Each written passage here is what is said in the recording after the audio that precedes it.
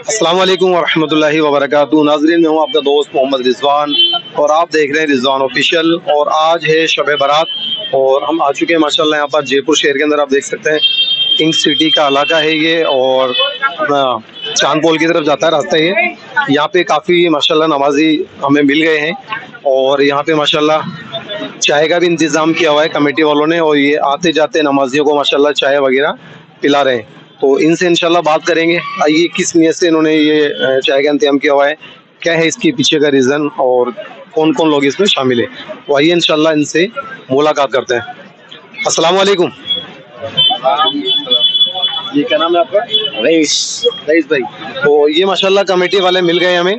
तो रईस भाई, अपनी कोई तंजीम है क्या है, किस तहत आप ये सबील का इंतजाम किया आपने?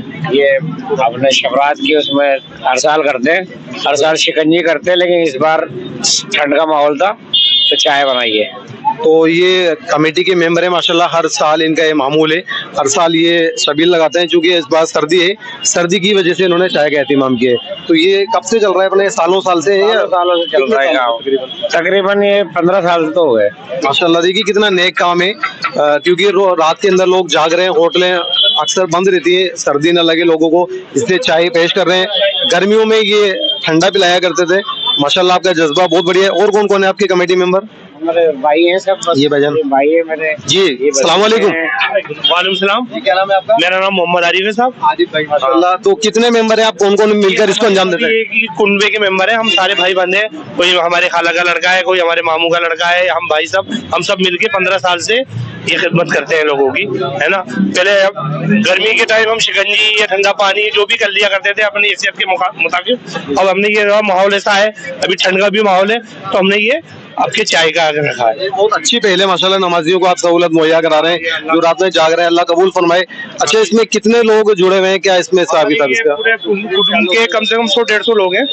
हम अपने हिसाब से ये काम करते हैं। और आपकी कोई रजिस्टर्ड तंजीम है या ऐसे दोस्तों में से? ऐसी है, लेकिन अभी हमने ये रजिस्टर करवाई है हुजूरी समाज के हिसाब से, हुजूरी सेवा संस्थान के नाम से हमारी रजिस्टर फॉर्म हुई है। ये किस इलाके में है, कहाँ पर है? ये हमारे यहीं है चांदपोल में।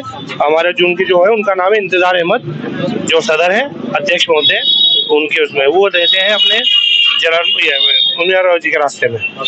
तो ये कमेटी मेंबरों का जज्बा है नाजरीन, और काफी नमाजी माशाल्लाह में यहाँ मिल गए। जैसे कि आपको पता है मैं इस्लामिक सवाल जवाब करता हूँ, तो इनसे भी करते हैं इस्लामिक सवाल जवाब, देखते हैं कितनी क्या मालूमात है। आपसे कुछ सवाल कर लूँ? क्या नाम है आपका? जावेद। जावेद। तो जावेद भाई मिल गए हैं माशाल्लाह। जावेद भाई, शबे बारात की फजीलत पर कोई एक दो बात आप बताएं नाजरीन को, क्योंकि आपको काफी लोग देखेंगे चैनल के ऊपर जब वीडियो जाएगा। शबे बारात क्यों मनाई जाती है, इसकी क्या फजीलत? तो ये मालूम है कि इसमें 80 साल के गुनाह माफ हो जाते हैं और जो इंसान के साल भर का जो हिसाब किताब है वो लिखा जाता है। साल भर का हिसाब लिखा जाता है, 80 साल के गुनाह माफ हो जाते हैं। माशाल्लाह उन्होंने दो बात बताई है। और कोई बताना चाहेगा शबे बारात क्यों मनाई जाती है, किसकी फजीलत है और क्या इबादत, इसमें क्या खास इबादत की जाती है? आ जाइए। शब बारात इसलिए बनाई जाती है क्योंकि शब बारात में सबका हिसाब होता है और पूरी साल का हिसाब होता है, मतलब एक ही बार में। अच्छा, पूरे साल का हिसाब होता है इस रात के अंदर। हाँ। तो हम ये ऐसे घूम घूम कर शबे बारात मनाएंगे, क्या इसका तरीका कार क्या होना चाहिए, क्या कहना चाहेंगे आप लोगों को? तरीका ये होना चाहिए, मस्जिद के अंदर इबादत करना चाहिए, कब्रिस्तान जाना चाहिए, दुआ पढ़ना चाहिए। बहुत। और बताओ भाई। लेकिन लोगों को मैंने देखा है कई जगह मैंने इंटरव्यू किया, आ जाए कोई दिक्कत नहीं, लोगों को पता नहीं है। तो आप क्या चाहते हैं, उनको सिखाया जाए, बताया जाए? जैसे कि मैंने कई जगह सवाल किए, लोगों को गुस्ल के फराइज तक नहीं मालूम है, तो वो क्या इबादत कैसे कर पाएंगे वो लोग? सर जो वो यही गुस्ल के फराइज वगैरह के बारे में, तो यही गुस्ल के फराइज वगैरह अपने गुस्ल वगैरह करके, अपने गुस्ल का मतलब जैसे गुस्ल करके अपने मस्जिद में इबादत वगैरह करे, पूरी मस्जिद में कायम बिकाए, और अपने बस यही है सर।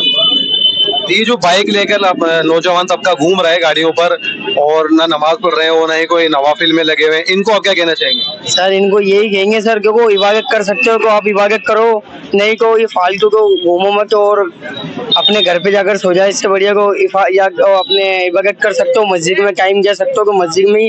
ये फालतू घूमना को बेकार है, कोई मतलब नहीं है फालतू घूमने का। तो कोई जितना मस्जिद में इबादत करेंगे उतना बढ़िया है। इबादत करेंगे, सॉरी नहीं सही कह रहे हैं, अगर इबादत नहीं कर सकते और आप यूं घूम रहे हैं उससे अच्छा है कि सो जाएं, क्योंकि हदीस पाक का खुलासा है कि अगर आप इबादत नहीं कर सकते, एक मसला आप सीख कर सो गए तो सारी रात की इबादत से बेहतर है। लेकिन आपने जाग अगर इबादत तो की लेकिन साथ के साथ गुनाह भी किए तो इसका कोई बेनिफिट आपको मिल नहीं पाएगा। इस तरफ आ जाइए, आइए चंद सवाल और करेंगे इंशाल्लाह।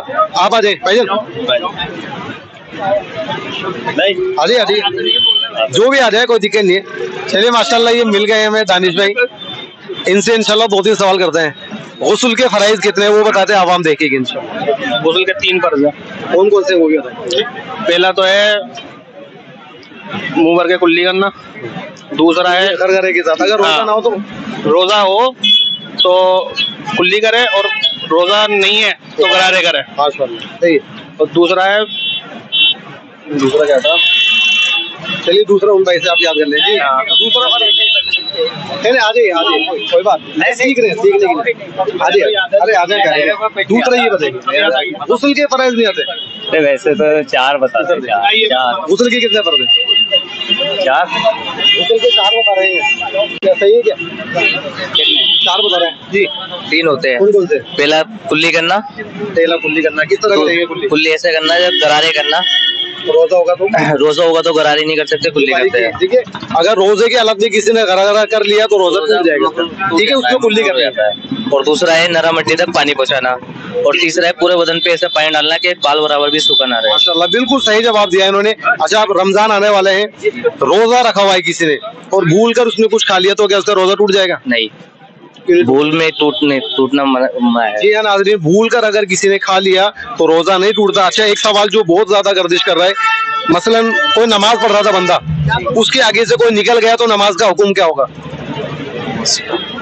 क्या मिसाल के तौर पर आप नमाज पढ़ रहे थे और आपके सामने से निकल गया कोई, तो अब नमाज का हुक्म क्या होगा? नमाज टूटेगी, बचेगी, क्या होगा? नहीं, नमाज नहीं टूटेगी। नमाज नहीं टूटेगी जी। अचानक में निकलेगा तो कभी नहीं टूटेगी, और जानकर निकलेगा तो टूट जाएगी। नहीं, जो जानकर पता है वो निकलेगा है। नहीं। सामने से कोई नमाज नहीं निकल, कोई कौन कौन रहेगा सामने से? अगर कोई निकल गया तो नमाज टूट जाएगी या क्या होगा? अगर बंदा निकल भी रहा है तो उसका हाथ रोक के मतलब रोक सकते हैं, नियत बांध रखे तो नियत बांध रखे। नहीं रोक सकते, उसमें क्या नमाज नहीं टूट सकती। आप हाथ हटाकर मतलब आपके सामने से कोई बंदा अगर गुजर रहा है तो आप रोक सकते हो, उससे नियत नहीं। थोड़ा दूर से निकल रहा है ना नमाज में। हाँ, जब अगर दूर से लेकर रहा है तो आपकी नमाज नहीं टूट सकती, नहीं टूटेगी, नमाज नहीं टूटेगी, सभी ये कह रहे हैं। तो क्या होगा फिर, इसका हुक्म क्या लगेगा इस पर? बंदा सामने से निकल गया जी। दानिश भाई की बात आ गए, वापस की बताएंगे। ये मसला है, मुझे मालूम तो नहीं है। इंशाल्लाह मैं अर्ज करूंगा, जिसको आता है वो बताएं जी। भाई आप नियत बांध के खड़े थे, कोई सामने से निकल गया, अब नमाज का हुक्म क्या होगा? नहीं पता, कुछ भी नहीं होगा जी। भाई ध्यान रख के अपना करते रहो, जो भी निकलना है तो निकलने दो। अपना ध्यान तो नमाज पर है ना। हाँ, लेकिन सामने से बंदा तो निकल गया ना, तो नमाज जी भाई। नाजरीन, नमाज नहीं टूटेगी, सामने से निकलने वाला गुनाहगार होगा। हदीस पाक का खुलासा है कि अगर बंदे को पता चल जाए सामने निकलने में कितना बड़ा अजाब है तो बंदा 100 साल तक खड़ा रहेगा लेकिन सामने से नहीं निकलेगा। इतनी बड़ी मतलब हदीस है। लेकिन हम आज आपने देखा होगा धड़ाधड़ लोग निकल रहे होते हैं, परवाह नहीं करते, बस मैं निकल जाऊं किसी भी। दूसरी हदीस पाक के अंदर आया कि बंदा जमीन में धंस जाना पसंद करेगा लेकिन सामने से नहीं निकलेगा। इतना शदीद गुनाह है नमाजी के सामने से निकलने का। चलिए, इससे मिलता जुलता एक और सवाल करते हैं। जो नमाजी खुद के सामने रखता है, बाल्टी रखता है या टब या कुछ भी, उसे क्या कहते हैं जिससे नमाज भी नहीं टूटती और बंदा गुनाहगार भी नहीं होता? कौन बताएगा क्या कहते हैं उसे? जी बताएंगे आप? किसी को भी पता हो, सीखने सिखाने के लिए सीखेंगे ना इंशाल्लाह। मसलन आप नमाज पढ़ रहे थे, आपने सामने बाल्टी, मग्गा या कोई भी चीज रख ली, उसको क्या कहते हैं?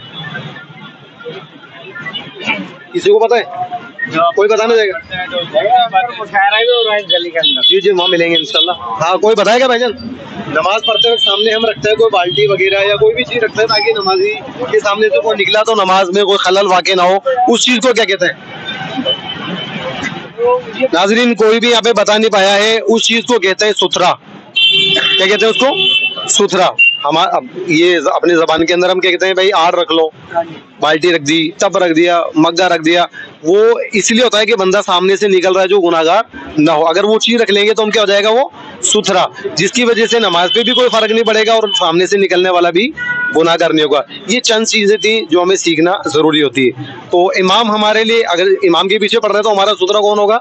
इमाम, इमाम के पीछे हो गए ना, और इमाम के आगे मेहराब होता है तो इमाम के आगे से निकलने का सवाल पैदा नहीं होता। तो नाजरीन ये 2-3 चीजें थी जो हमें आनी चाहिए, इसके अलावा बहुत सारी चीजें हमें सीखने की जरूरत है। तो आज शब बारात के मौके पर हम यहाँ जयपुर शहर के अंदर मौजूद है। आप लोगों से गुजारिश है कि वीडियो को शेयर करें, लाइक करें और चैनल को सब्सक्राइब जरूर कर लें। इंशाल्लाह आने वाली वीडियोस के लिए आपके लिए मैं इन्फॉर्मेटिव वीडियो लाता रहता हूँ। अभी इंशाल्लाह जाकर आगे मुलाकात करेंगे और वो भी आपको आगे का मंजर दिखाएंगे। अस्सलाम वालेकुम व रहमतुल्लाहि व बरकातुहू। ये चैनल पर आएगा।